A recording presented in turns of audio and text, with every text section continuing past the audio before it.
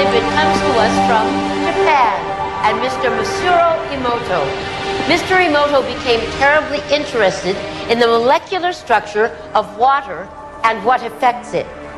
Now, water is the most receptive of the four elements.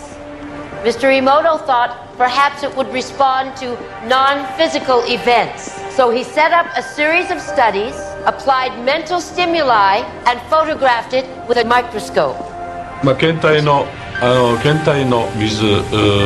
For one sample of water, we drop about 0.5 cc's onto each 50 petri dishes.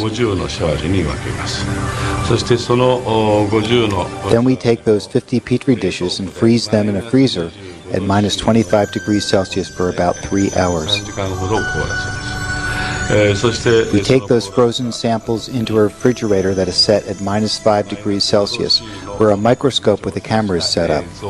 There we take photographs of each of the 50 water drops individually. We first take photographs of water that we did not put any information in. Then we take the water with information and do the same procedure just described. We take those before and after photographs and compare the differences.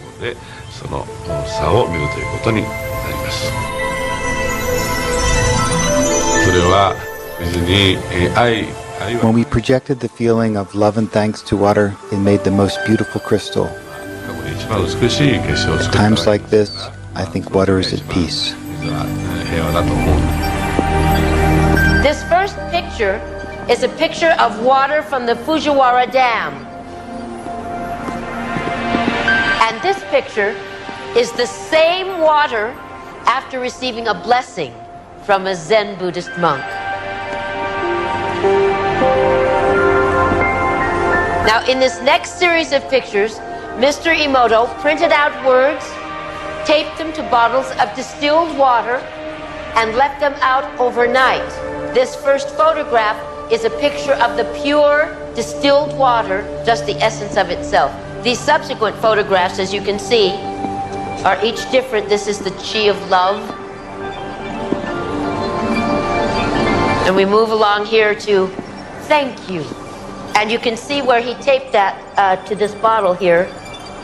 But if you read Japanese, you already knew that. Now, Mr. Emoto speaks of the thought or intent being the driving force in all of this. The science of how that actually affects the molecules is unknown, except to the water molecules, of course. And it's really fascinating when you keep in mind that 90% of our bodies are water.